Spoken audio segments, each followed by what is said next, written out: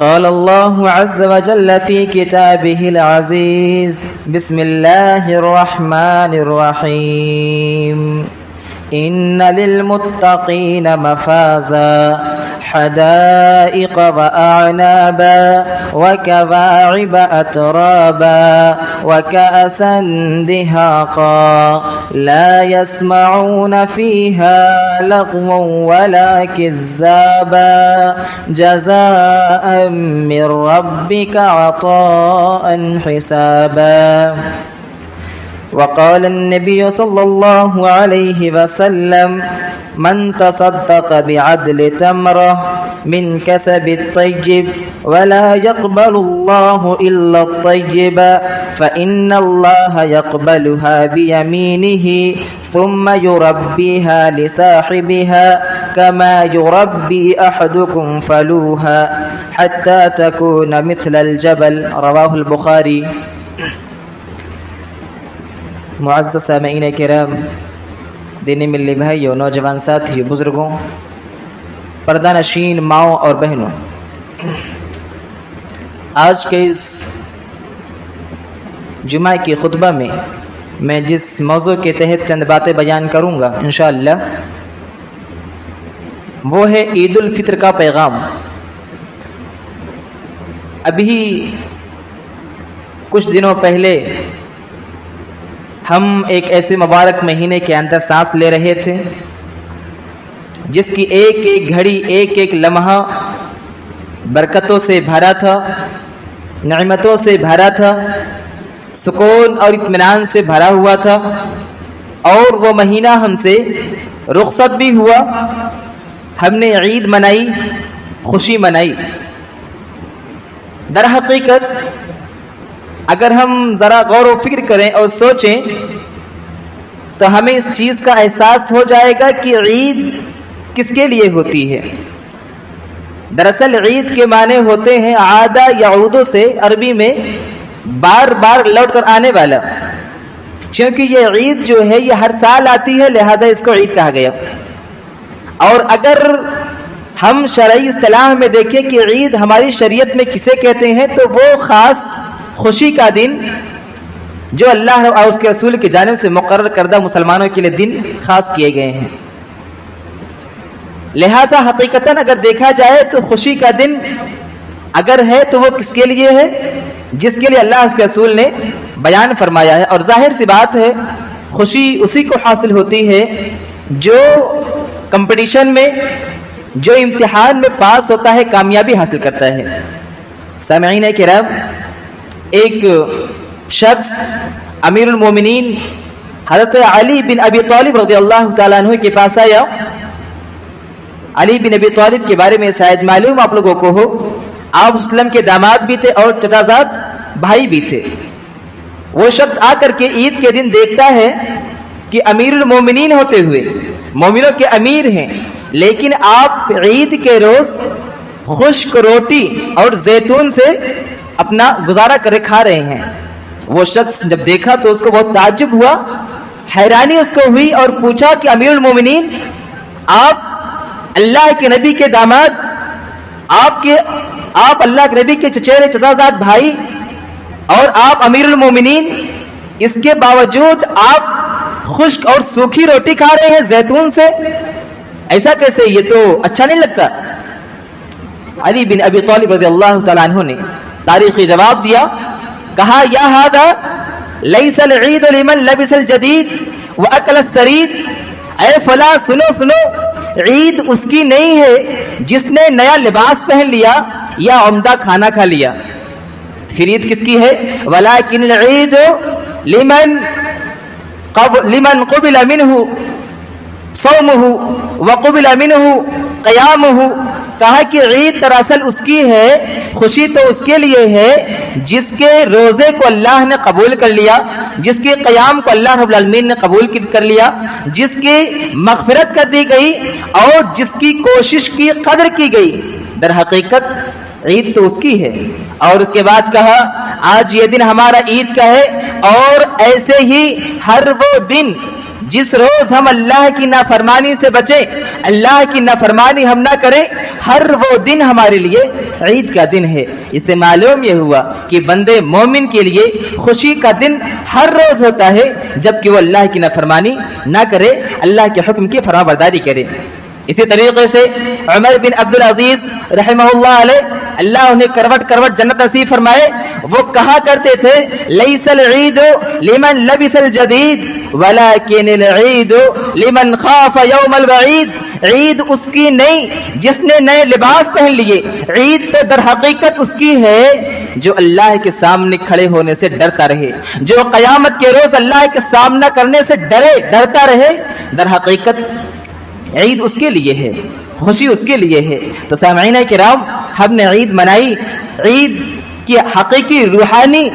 खुशी को हमने महसूस किया या नहीं, हमें इसको देखना है, हमें इस पर बहस करनी है। सामईन किराम, दर हकीकत मामला तो हमारा यह होना चाहिए कि जब रमजान का महीना हमसे रुखसत हुआ तो हम अल्लाह के सामने रोते गिड़गिड़ाते और अपने गुनाहों की जो हमसे कोताहियां हुई उसकी माफी तलाफी करते, और जो कुछ हमने टूटे फूटे अमाल को अंजाम दिया है उसकी कबूलियत के लिए दुआ करते। लेकिन हकीकत तो यह है, सच्चाई यह है कि हमने अल्लाह रब्बुल आलमीन को यकसे भुला दिया। रमजान का महीना हमसे रुखसत हुआ, हम अल्लाह की मसाजिद से, अल्लाह के घरों से रुखसत हो गए और हम ये समझ बैठे कि अब तो हमें अल्लाह के फरमाबरदारी की कोई जरूरत ही नहीं है, बस महीना था हम निकल लिया। सामईन किराम, अगर हमारे ज़हनों के अंदर ये बात पल रही है और हम ये सोच रहे हैं तो यकीन मानो जो लोग रमजान के लिए रोजा रखते थे, यकीनन रमजान खत्म हो गया, रमजान चला गया, लेकिन याद रखना वही लोग कामयाब हैं जो रमजान के लिए रोजा नहीं रखते थे, बल्कि रमजान के मालिक यानी जो अल्लाह के लिए रोजा रखते थे वो जात हमेशा से कायम है और हमेशा रहेगी। अल्लाह रब्बुल आलमीन ने कुरान मुक़द्दस के अंदर कई मकामात फरमाया, कहीं फरमाया अल्लाहु ला इलाहा इल्ला हुवा अल हय्युल क़य्यूम, अल्लाह की जात वो है जो हमेशा से कायम थी, है और रहेगी। अल्लाह की जात तो वो है जो हमेशा जिंदा थी, है और रहेगी। सामईन किराम, इसलिए जो लोग रमजान के लिए रोजा रखते थे वो उनका मसला खत्म। अलबत्ता जो लोग अल्लाह के लिए रोजा रखते थे उनको याद होना चाहिए कि हमने अल्लाह के लिए रोजा रखा है रमजान के महीने में, तो फिर वही मालिक जो रमजान का मालिक था दूसरे महीनों का भी मालिक है, लिहाजा दूसरे महीनों के अंदर भी हम उसकी नाफरमानी से बचें और उसके बताए हुए तरीके पर, उसके अहकाम पर हम अमल पैरा रहें। सामईन किराम, हम कुरान मुक़द्दस को अगर उठा के देखें, सूरह मोमिनून के अंदर हमें एक आयत मिलती है जिससे मालूम यह होता है कि मोमिनों के अंदर सिफात क्या होनी चाहिए, मोमिनों के अंदर खूबियां क्या होनी चाहिए। जो मोमिन होता है, जो अल्लाह पर ईमान रखने वाला होता है, यौम आखिरत पर ईमान रखता है और तकदीर के भले बुरे होने पर ईमान रखता है और सारे के सारे मामलात पर ईमान रखता है जो अल्लाह की जानिब से बताए गए हैं, उनकी सिफात अल्लाह रब्बुल आलमीन ने बयान फरमाई, वल्लदीन युतूना मा अतौ व क़ुलूबुहुम वजिलह अन्नहुम इला रब्बिहिम राजिऊन। अल्लाह रब्बुल आलमीन ने हकीकत से पर्दा बिल्कुल चाक कर दिया, सामने लाकर पेश कर दिया कि देखो मोमिन वो होते हैं जो अल्लाह के रास्ते में जो कुछ उनके पास होता है वो देते हैं, खर्च करते हैं, अल्लाह की फरमाबरदारी करते हैं, सदका खैरात करते हैं, नमाज रोजा करते हैं, क़यामुल लैल करते हैं, कुरान मुक़द्दस की तिलावत करते हैं। उसके बाद अल्लाह रब्बुल आलमीन ने फरमाया वक़ुलूबुहुम वजिला, और इसके साथ साथ उनके दिल डर रहे होते हैं, उन्हें खौफ तारी होता है। क्यों? अन्नहुम इला रब्बिहिम यरजिऊन, कि उन्हें अपने रब की तरफ पलट करके जाना है। जब ये आयत अम्मा आयशा सिद्दीक़ा रज़ियल्लाहु तआला अन्हा के सामने से गुजरी, अल्लाह के नबी से पूछती हैं, अल्लाह के नबी सल्लल्लाहु अलैहि वसल्लम आप बतलाइए क्या ये आयत जो है कि अपने अमाल को अंजाम देने के बाद लोग डरते हैं, उनके दिल कांप रहे होते हैं, क्या ये आयत चोरों के लिए है? क्या ये आयत शराबियों के लिए है, शराब नोशों के लिए है? अल्लाह के नबी ने फरमाया अल्लाह या बिन्त सिद्दीक़, नहीं ऐ सिद्दीक़ की बेटी, ऐ अम्मा आयशा से अल्लाह के नबी कहते हैं सिद्दीक़ की बेटी, नहीं नहीं ये चोरों के लिए नहीं है, ये शराब नोशों के लिए ये नहीं है, پھر کس کے لیے ہے؟ اللہ کے نبی نے فرمایا وَلَكِنَّهُمْ الَّذِينَ يَصُومُونَ وَيُصَلُّونَ وَيَتَصَدَّقُونَ وَهُمْ يَخَافُونَ أَلَّا يُقْبَلَ مِنْهُمْ۔ اللہ کے نبی نے کہا کہ یہ چوروں کے لیے، شراب نوشوں کے لیے نہیں ہے کہ وہ صدقہ خیرات کرتے ہیں تو سوچتے ہیں کہ ہم نے حرام پیسے سے صدقہ کیا ہے، پتہ نہیں اللہ قبول کرے یا نہ کرے، یا چوروں یا شراب نوشوں کے لیے یہ خوشخبری نہیں ہے، یا یہ معاملہ ان کے ساتھ نہیں ہے کہ ان کے دل اس لیے کانپ رہے ہوتے ہیں کہ میں نے نشے کی حالت میں نماز پڑھی ہے، پتہ نہیں قبول ہو یا نہ ہو، یہ ان کے لیے نہیں ہے۔ اللہ کے نبی نے وضاحت فرمائی یہ تو ان لوگوں کے لیے ہے جو لوگ روزے رکھتے ہیں، جو لوگ نمازیں پڑھتے ہیں اور اسی طریقے سے اللہ کے راستے میں صدقہ اور خیرات کرتے ہیں، اس کے ساتھ ساتھ وہ ڈرتے ہیں کہ کہیں ہمارا یہ عمل، کہیں یہ ہمارے تمام اعمال جو ہم نے انجام دیے ہیں اللہ کی بارگاہ میں رد نہ کر دیے جائیں، ٹھکرا نہ دیے جائیں۔ اس وجہ سے ان کے دل کانپتے رہتے ہیں، روکتے ان کے کھڑے ہو جاتے ہیں اور وہ اللہ رب العالمین کی بارگاہ میں سجدہ ریز ہو کر کے دعائیں کرتے ہیں، اے اللہ تو ہمارے ان عبادتوں کو قبول فرما لے، ہماری ان عبادتوں کو شرف قبولیت سے نواز۔ سامعین کرام، یہ مومنین کی صفات ہے کہ وہ عمل کرنے کے بعد تکیہ نہیں کر لیتے،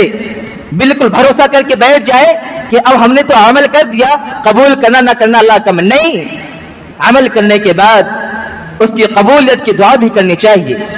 اور ہمیشہ یہ سوچنا چاہیے کہ اگر اللہ کی رحمت شامل حال نہ ہو تو اللہ کے نبی کی حدیث کے مطابق اللہ کے نبی نے کہا کہ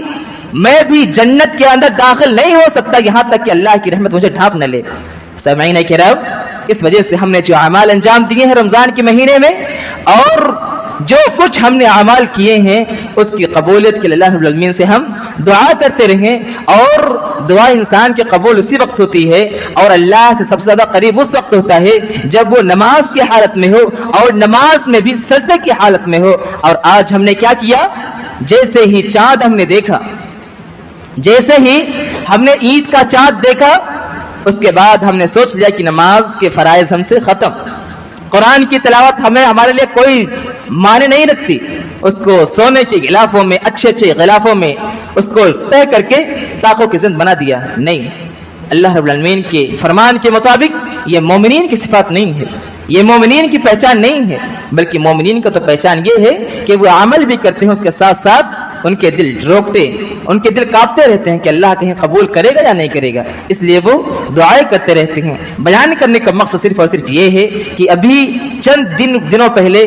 ایک مبارک مہینہ ہم سے رخصت ہوا ہے، ہم نے اس میں کچھ کوششیں کی ہیں، ہم نے اس میں قیام اللیل کیا ہے، تراویح کی نماز پڑھی ہے، روزے رکھے ہیں، اور اسی طریقے سے اپنی اپنی طاقت کے مطابق ہر کسی نے صدقہ خیرات کیا ہے، عبادات انجام دی ہر کسی نے۔ لہٰذا ہمیں چاہیے کہ ہم ان عبادات کو اللہ کی بارگاہ میں قبولیت کے لیے دعا کریں، اللہ اس کو قبول فرما لے۔ سامعین کرام، آگے بڑھتے ہوئے اگر ہم دیکھیں کہ عید الفطر کا جو سب سے بڑا پیغام ہے وہ کیا ہے؟ سب سے بڑا پیغام ظاہر سی بات ہر کسی کو معلوم ہوگا، عید الفطر کا جو سب سے بڑا پیغام ہے وہ یہ ہے کہ بہت بڑی خوشی انسان کو حاصل ہوتی ہے۔ یہ عید الفطر جو ہے یہ روزے داروں کے لیے اور اسی طریقے سے قیام اللیل کرنے والوں کے لیے اور اسی طریقے سے قرآن مقدس کی تلاوت کرنے والوں کے لیے خوشی کا پیغام لے کر کے حاضر ہوا کہ روزے داروں، اگر تمہارے اندر تقوی پیدا ہو گئی ہے تو تمہارے لیے خوشی اور مسرت کی بات ہے، اگر تم نے تلاوت قرآن سے اپنے دل کو نرم کر لیا ہے تو تمہارے لیے خوشی کا مقام ہے، آج تمہارا دن خوشی کا دن ہے۔ اور روزے داروں، اگر تم نے اس مبارک مہینے کے اندر صدقہ اور خیرات کے ذریعے سے اپنے آپ کو جہنم کی آگ سے آزاد کرا لیا ہے تو یہ تمہارے لیے خوشی کا باعث ہے۔ لہٰذا تم اس عمل میں جاری و ساری رکھو اپنے عمل کو، اس کو، تاکہ تم مزید اللہ کے قریب اور تقرب حاصل کر سکو۔ سامعین کرام، امام ابن تیمیہ رحمہ اللہ علیہ سے پوچھا گیا کہ اچھا بتلائیے کہ معلوم کیسے ہو کہ کس کا روزہ قبول ہوا کس کا قبول نہیں ہوا؟ امام ابن تیمیہ رحمہ اللہ علیہ نے بہت ہی پیارا جواب دیا، کہا اس کی قطعیت تو کوئی بیان نہیں کر سکتا، ہاں البتہ یہ چیز ہمیشہ آپ یاد رکھیں، اگر کسی کے تعلق سے آپ کو یہ جاننا ہے کہ اس کے روزے، اس کی نماز اور اس کے اچھے اعمال اللہ کی بارگاہ میں قبول ہوئے کہ نہیں تو تم اس کو رمضان کے بعد کے مہینے میں دیکھ لینا، اس کے رمضان کے بعد کے اعمال کو دیکھ لینا۔ اگر اس کے اعمال رمضان کے مبارک مہینے میں کیے جانے والے اعمال کے مطابق ہیں، اس کے کیے جانے والے اعمال کے مطابق ہیں، تو سمجھ لینا کہ اللہ رب العالمین نے اس کے عبادات کو، اس کے اعمال کو، اس کے سارے افعال کو اللہ رب العالمین نے قبول فرما لیا ہے، اور اس کا رزلٹ اور اس کے اظہار یہ ہے کہ اللہ رب العالمین نے اس کو مزید موقع دیا ہے، اس کو اپنے قریب لانے کے لیے مزید اس کو موقع دیا ہے، اس کو توفیق دی ہے کہ تو میرے پاس اپنے رشتے کو مضبوط کرنے کے لیے میرے بارگاہ میں آتا رہ اور مجھ سے سوال کرتا رہ، میں تجھے عطا کرتا رہوں گا۔ اور اگر اسی کے برخلاف جس کے اعمال رمضان کی مبارک مہینے کے علاوہ، یعنی رمضان کے مہینے میں پہلی صف میں رہنے والا، رمضان کے مہینے میں باجماعت نماز ادا کرنے والا، رمضان کے مہینے میں پورے روزے رکھنے والا، اور رمضان ہی کے مہینے میں بہت سارے کاموں میں سبقت لے جانے والا، اگر رمضان کے علاوہ کے مہینوں میں اپنی پرانی روش پر لوٹ جاتا ہے، پرانے راستے کی طرف چلا جاتا ہے، اور رمضان کے علاوہ پھر وہ اللہ کا نافرمان ہو جاتا ہے، تو سمجھ جانا اس کی عبادات میں کوئی کوتاہی رہ گئی، اس کے عبادات میں کوئی کمی رہ گئی ہے، جس کی وجہ سے وہ اپنے ان اعمال کے اوپر مداومت نہیں برت پا رہا ہے، تسلسل نہیں برت پا رہا ہے۔ اللہ رب العالمین اسے اس قابل نہیں سمجھ رہا ہے کہ تم میری بارگاہ میں آ سکے۔ سامعین کرام، ہم سب مسلمان ہیں، اپنے آپ کو ہم ایمان والا کہتے ہیں، لہذا یہ ذمہ داری ہماری بنتی ہے اور ضروری بھی ہے کہ ہم اللہ رب العالمین سے، اللہ رب العالمین کے لیے صرف رمضانی مسلمان نہ بنے، بلکہ وہی رب جو رمضان کا مالک ہے وہی دوسرے مہینوں کا بھی مالک ہے اور وہی بدلہ دینے والا ہے۔ لہذا ہم رمضان کے علاوہ ایام میں بھی اچھے اعمال کریں، اللہ کے احکام کے مطابق اعمال کو انجام دیں، یہی ہم سب کے حق میں بہتر ہے۔ سامعین کرام، عید الفطر جو خوشیوں کا پیغام ہمارے لے کر کے آیا، یہ کن کے لیے ہے؟ ظاہر سی بات ہے، خوشی کا پیغام انہیں کے لیے ہے جنہوں نے رمضان کے روزے جو تھے اور روزے کے ذریعے سے جو اہم مقصد اللہ رب العالمین پورا کرانا چاہ رہا تھا، جس کا وہ مقصد پورا ہو گیا، یقیناً اس کے لیے خوشی کا مقام ہے۔ ہم یہ دیکھیں کہ رمضان کا مہینہ جو اللہ رب العالمین نے اپنے بندوں کو عطا کیا، اس کے پیچھے مقصد کیا تھا؟ لعلکم تتقون کا الفاظ اللہ رب العالمین نے استعمال کیا، شاید کہ تم لوگ تقوی شعار ہو جاؤ، تمہارے اندر اللہ کا خوف پیدا ہو جائے، تم اللہ سے ڈرنے والے ہو جاؤ، غائبانہ طور سے ظاہری اعمال کرتے ہوئے بھی تم اللہ کا خوف محسوس کرو، یہی تقوی ہے۔ حضرت عمر بن خطاب رضی اللہ تعالیٰ عنہ نے، حضرت عمر بن خطاب خلیفہ ثانی، وہ سوال کرتے ہیں ایک صحابی سے کہ مجھے بتلائیے تقوی کیا ہے؟ ان کو جواب ملتا ہے کہ کیا آپ نے کبھی کسی جھاڑدار یا کانٹے دار راستے سے آپ کا کبھی گزر ہوا ہے؟ وہ کہتے ہیں ہاں، بارہا ایسا گزر ہوا ہے۔ صحابی پوچھتے ہیں کہ آپ وہاں سے کیسے گزرتے ہیں؟ عمر بن خطاب رضی اللہ تعالیٰ عنہ کے جواب دیتے ہیں کہ میں اپنے دامن کو سمیٹ لیتا ہوں اور بہت ہی بچتے بچاتے وہاں سے نکل جاتا ہوں کہ کہیں میرا دامن کہیں الجھ نہ جائے، کہیں میرا دامن کہیں پھنس کر کے پھٹ نہ جائے، یا کہیں اور کسی طریقے سے جسمانی اور روحانی کوئی نقصان نہ پہنچنے پائے، اپنے آپ کو بچا کر کے میں وہاں سے نکال لیتا ہوں۔ صحابہ رسول کہتے ہیں یہی تو تقوی ہے، تقوی یہی ہے کہ برائی کے سارے وسائل، برائی کے ساری چیزیں تمہارے پاس میسر ہیں، انسان کے پاس مال ہے، وہ اس کے ذریعے سے بہت سارے برے کام کو انجام دے سکتا ہے، انسان کے پاس جوانی ہے، وہ اپنی جوانی کی مستی میں بہت سارے غلط کام کر سکتا ہے، لیکن اگر وہ رمضان یہ سبق دیتا ہے کہ اگر تم اللہ کے لیے، اگر تم اللہ اپنے مالک حقیقی کے لیے ایک مبارک مہینے کے اندر اپنے جائز اور حلال چیزوں کو ترک کر سکتے ہو، چھوڑ سکتے ہو، تو بھلا حرام کاموں کو تم دوسرے مہینوں میں کیوں نہیں چھوڑ سکتے؟ کیسے نہیں چھوڑ سکتے؟ سامعین کرام، یہ مبارک مہینہ جو عید الفطر کے ذریعے سے ہم نے ختم کیا، یہ ہمیں یہ بتلا رہا ہے کہ اگر ہم اللہ کے لیے جائز چیزوں کو اللہ کے لیے چھوڑ سکتے ہیں تو پھر ہم حرام چیزوں کو بدرجہ اولا چھوڑ سکتے ہیں، بس ہمیں اپنے نفس پر کنٹرول حاصل کرنا ہے۔ سامعین کرام، روزے کا جو سب سے اہم اور سب سے بڑا جو مقصد اللہ رب العالمین نے بیان کیا وہ تقوی ہے۔ آئیے دیکھتے ہیں کہ تقوی کا فائدہ کیا ہے، ہم اللہ سے کیوں ڈریں، ہمارے اندر تقوی کیوں پیدا ہو، تقوی کا اللہ بدلہ کیا دے گا؟ سامعین کرام، سورہ نبا کے اندر آپ جب پڑھیں گے تو آپ کے سامنے چند آیات گزریں گی۔ ان للمتقین مفازا، حدائق وأعنابا وكواعب أترابا وكأسا دهاقا لا يسمعون فيها لغوا ولا كذابا جزاء من ربك عطاء حسابا. اللہ رب العالمین اس سورت کے اندر متقیوں کے تعلق سے ان کے انعامات کو بیان کر رہا ہے کہ متقیوں میں تمہارے اندر تقوی اس لیے پیدا کرنا چاہتا ہوں تاکہ تم کامیاب ہو جاؤ, تم فلاح پاؤ, تم بہبودی حاصل کرو. سامعین کرام, اللہ رب العالمین نے قرآن مقدس میں فرمایا کہ یقیناً متقیوں کے لیے کامیابی ہی کامیابی ہے. حدائق و اعنابا, اس کے لیے باغ ہیں, انگور وغیرہ کے باغ ہی باغ ہیں. یہ جنت کا بیان ہو رہا ہے متقیوں کے لیے. اور آگے فرمایا وَكَوَاعِبَ أَتْرَابًا, ایک دوسری اور تیسری جو ان کو انعام اور بدلہ دیا جائے گا. وَكَوَاعِبَ أَتْرَابًا, جوان حوروں کی شکل میں کنواری عورتیں ان کے لیے ہیں. اور اس کے بعد فرمایا وَكَأْسًا دِهَاقًا, اور ان کے پاس جام لبالب بھرے ہوئے ہیں, جام بالکل بھرے ہوئے ہیں. اور وہ جام دنیا کی شراب کے طریقے سے نہیں ہوگی کہ وہ پینے کے بعد مست ہو کر کے اور نشے کے عالم میں کچھ بھی اول فول بکتے رہے, نہیں, بلکہ وہ جو شراب ہوگا ختامہ مسک, قرآن کہتا ہے اس پہ جو سیل لگی ہوگی جس سے وہ بند ہوگا, جو مہر اس پہ لگی ہوگی وہ مسک یعنی کستوری کی ہوگی, خوشبو والی ہوگی. اور اس کو پینے کے بعد انسان حواس باختہ نہیں ہوگا, بے ہوش نہیں ہوگا, عقل پہ اس کے پردے نہیں پڑیں گے, بلکہ وہ لذت والی ہوگی. اللہ رب العالمین نے فرمایا وَكَأْسًا دِهَاقًا لَا يَسْمَعُونَ فِيهَا لَغْوًا وَلَا كِذَّابًا, اور وہ لوگ جنت کے اندر کوئی لغو بات, بیہودہ باتیں نہیں کریں گے, اور نہ ہی ایک دوسرے پہ وہ جھوٹ باندھیں گے یا جھوٹ بولیں گے. جزاء من ربک عطاء حسابا, یہ آپ کے رب کے جانب سے, تیرے رب کی جانب سے یہ پورا بدلہ ہے جو کہ بہت ہی کافی ہے. سامعین کرام, ہم اس کا اندازہ نہیں لگا سکتے کہ اللہ رب العالمین کتنے ساری نعمتوں سے نوازے گا. یہ تو ایک مقام پر اللہ رب العالمین نے فرمایا, بلکہ اگر ہم قرآن مقدس کا مطالعہ کریں تو متقیوں کے لیے بہت سارے انعامات کا اللہ رب العالمین نے تذکرہ کیا ہے. اور سورۃ طلاق کے اندر آیت نمبر 2 اور 3 میں فرمایا وَمَن يَتَّقِ اللَّهَ يَجْعَل لَّهُ مَخْرَجًا وَيَرْزُقْهُ مِنْ حَيْثُ لَا يَحْتَسِبْ. اللہ رب العالمین فرما رہا ہے متقیوں سنو, تم گھبراؤ نہیں, تم پریشان مت ہو, تمہیں کسی قسم کا ٹینشن یا صدمہ لینے کی ضرورت نہیں ہے. کیوں؟ اللہ نے فرمایا کہ جو متقی ہیں, جو اللہ سے ڈرنے والے ہیں, جو اللہ جن کا بدن اللہ کے خوف سے لرزہ ہو جاتا ہے, ان کے اوپر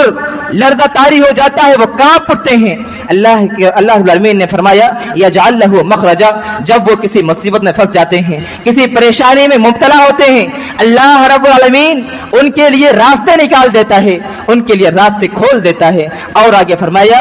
وَيَرْزُقْهُ مِنْ حَيْثُ لَا يَحْتَسِبْ, اور متقیوں کو اللہ رب العالمین ایسے راستے سے رزق دیتا ہے, ایسی جگہ سے اس کے رزق کا انتظام کرتا ہے کہ وہ گمان نہیں کر سکتا, انسان کا ذہن وہاں تک جا نہیں سکتا کہ اللہ رب العالمین یہاں سے بھی کچھ اس کو دے سکتا ہے. لہذا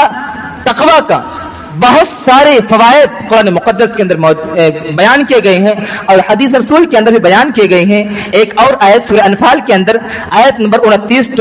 کے اندر اللہ رب العالمین نے فرمایا ان تتقوا اللہ یجعل لکم فرقانا ویکفر عنکم سیئاتکم ویغفر لکم. اللہ رب العالمین نے اس مقدس آیت کے اندر 3 انعامات کا تذکرہ کیا, 3 فائدے بیان کیے کہ جس کے اندر اللہ کا تقوی پیدا ہو جاتا ہے, جو اللہ سے ڈرنے لگتا ہے غائبانہ طور سے, ظاہری طور سے, اور گناہوں سے بچنے لگتا ہے. اللہ رب العالمین نے فرمایا ہم اس کے لیے ایک بصیرت عطا کریں گے, ایسی فہم اس کو عطا کریں گے کہ وہ حق اور باطل کے درمیان فیصلہ کرنے لائق ہو جائے گا. جو اللہ سے ڈرتا ہے, گناہوں سے بچتا ہے, اللہ رب العالمین نے فرمایا یجعل لکم فرقانا, ہم ان کے لیے فرقان انہیں عطا کرتے ہیں, ایک ایسی بصیرت, ایک ایسی قوت جس کے ذریعے سے وہ غلط اور صحیح کا فیصلہ کر سکتے. اور فائدہ کیا ہے؟ وَيُكَفِّرَ عَنْكُمْ سَيِّئَاتِكُمْ. اللہ رب العالمین اسی تقوی شعاری کی وجہ سے, اسی اللہ کے خوف کی وجہ سے اللہ رب العالمین اس کے گناہوں کو مٹا دیتا ہے, اس کے گناہوں کو ختم کر دیتا ہے.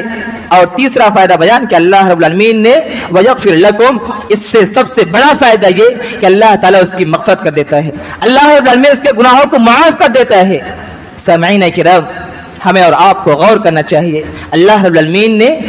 ہمیں روزے کا اس جو مبارک مہینہ ہمیں عطا کیا تھا، اس کے پیچھے جو اہم مقصد تھا وہ یہ تھا کہ ہمارے اندر تقوی پیدا ہو جائے، اور تقوی یہی ہے کہ سارے وسائل موجود ہونے کے بعد بھی ہم اللہ رب العالمین کی خوف کی وجہ سے کوئی غلط کام، کوئی برا کام نہ کریں، بلکہ جو بھی کام انجام دے ہم اللہ کے فرمان کے مطابق انجام دے۔ سامعین کرام، اسی طریقے سے رمضان کے مبارک مہینے سے ہمیں یہ درس بھی ملا کہ ہم اس مبارک مہینے کے اندر جس طریقے سے صدقہ اور خیرات ہم کرتے رہے، ایک دوسرے کی مدد ہم کرتے رہے، غریب و مسکینوں کو ہم پوچھتے رہے، ان کے کھانے کا، ان کی افطاری کا، ان کے سحری کا ہم انتظام کرتے رہے، ہمیں اور آپ کو چاہیے کہ یہ مبارک مہینہ ختم ہونے کے بعد ہم ان تمام رفاہی کاموں سے ہاتھ نہ اٹھا لیں، مسکینوں کو پھر اس کے حال پہ نہ چھوڑ دیں، بلکہ یہ جو بدلہ اللہ رب العالمین کی جانب سے ہے صدقہ اور خیرات کا، بہت ہی بڑا بدلہ اللہ رب العالمین نے متعین کیا ہے اور بیان کیا ہے۔ ایک تو جو صدقہ ہوتا ہے، جو زکوٰۃ جو سال میں ایک بار عطا دینا نکالنا ہوتا ہے اپنے مال میں سے،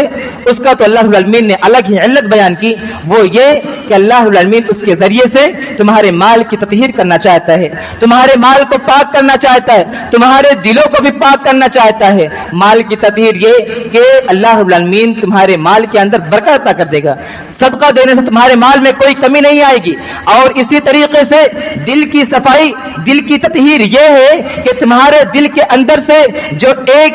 لالچ کی بو پائی جاتی ہے، بیماری پائی جاتی ہے، وہ ختم ہو جائے گی، اور تم بخیلی نہیں کرو گے۔ اللہ کے راستے میں جب خرچ کرنا ہوگا تو تم دل کھول کے اللہ کے راستے میں خرچ کرو گے۔ سامعین کرام، یہ مبارک مہینہ ہمیں یہ درس دے گیا کہ ہم اگر صدقہ کیے ہیں، اللہ کے راستے میں زکوٰۃ کو ہم نے ادا کیا ہے، تو یقین مانیے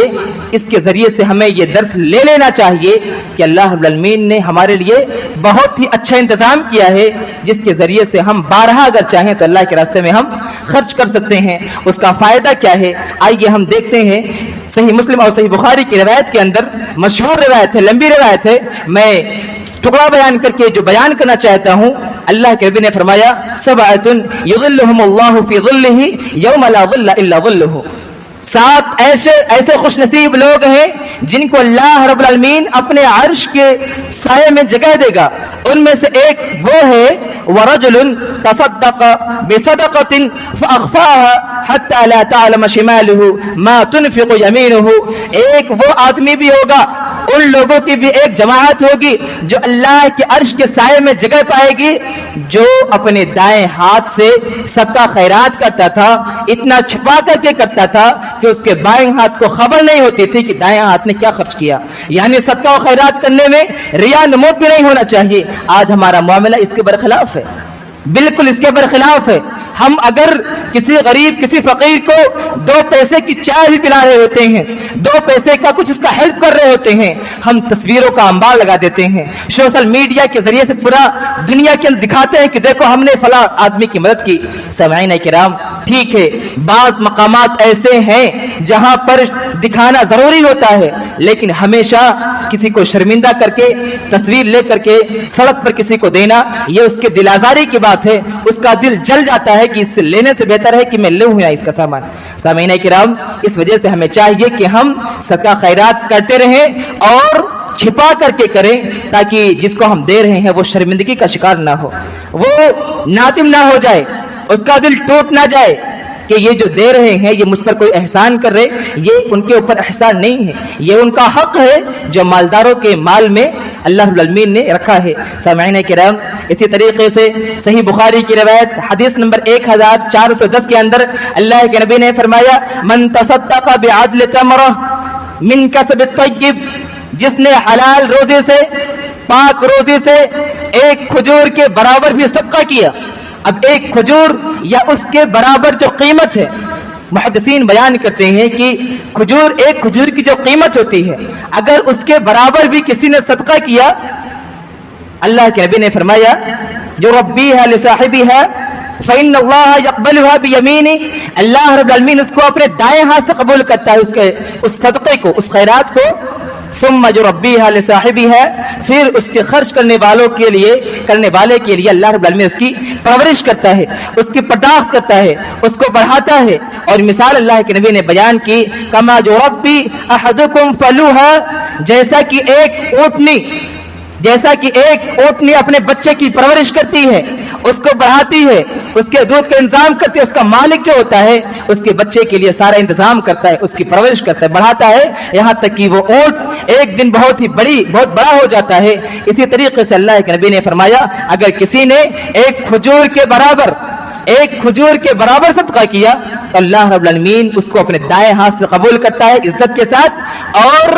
اس کی پرورش کرتا ہے، اس کی دیکھ ریکھ کرتا ہے، اس کو بڑھاتا ہے، یہاں تک کہ حتی تکون مثل الجبل، یہاں تک کہ اس کا وہ معمولی عمل، اس کا وہ چھوٹا سا عمل پہاڑ کے برابر ہو جاتا ہے، اور جب کل قیامت کے روز وہ اس کو دیکھے گا تو خوش ہو جائے گا۔ سامعین کرام، یہ مبارک مہینہ ہم سے رخصت ہوا تو ایسا نہیں کہ اب ہم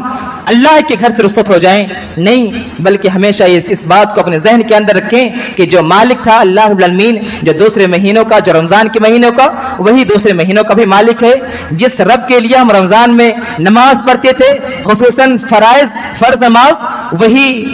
عمل ہم کریں گے تو اللہ رب العالمین کے لیے ہی کریں گے، اور اللہ رب العالمین ہی اس کا بدلہ دینے والا ہے۔ اور اسی طریقے سے جو ہم صدقہ خیرات کرتے رہے، اور جو ہم قیام اللیل کرتے رہے، قرآن مقدس کی تلاوت کرتے رہے، جس کے لیے ہم کرتے رہے، وہی مالک ابھی موجود ہے، زندہ ہے، وہ ہمیشہ سے قائم تھا، ہے اور رہے گا۔ اس ذات کے اوپر کبھی ختم ہونے کا یا فانی ذات نہیں ہے، اللہ کے علاوہ ہر چیز فانی ہے۔ سامعین کرام، لہٰذا ہمیں اور آپ کو چاہیے کہ ہم اپنے اعمال کو جاری اور ساری رکھیں، اس میں تسلسل قائم رکھیں، تاکہ ہم اللہ رب العالمین کے یہاں اپنا ذخیرہ بنا سکیں۔ آخر میں اللہ رب العالمین سے ہم دعا کرتے ہیں، بار الہ تو ہم تمام لوگوں کو عمل صالح کرنے کی توفیق عطا فرما۔ بار الہ تو ہم تمام لوگوں کو جیسے رمضان کے مہینے میں ہم تیرے گھر سے جڑے رہے، تیری دینی مجالس سے ہم جڑے رہے، تیرے پاک کلام کی ہم تلاوت کرتے رہے، بار الہ تو ہمیں توفیق دے کہ ہم اب بھی ویسے ہی تیری کلام کی تلاوت کرتے رہیں، تیرے گھر سے ہم جڑے رہیں۔ بار الہ جو ہم نے مبارک مہینے کے اندر اعمال انجام دیے ہیں، چھوٹی موٹی ہی صحیح اور ٹوٹی پھوٹی ہی صحیح، بار الہ تو اسے شرف قبولیت سے نواز۔ بار الہ جو ہمارے بھائیوں نے اور ہم میں سے جن لوگوں نے بھی جو بھی صدقہ خیرات کیا ہے، اے اللہ تو اسے پہاڑ کے برابر، پہاڑ جیسے وہ ذخیرہ بنا دے۔ بار الہ تو ہمیں جب تک زندہ رکھ، ایمان و اسلام پر قائم و دائم رکھ، اور جو ہمارا خاتمہ تو ایمان پر ہو۔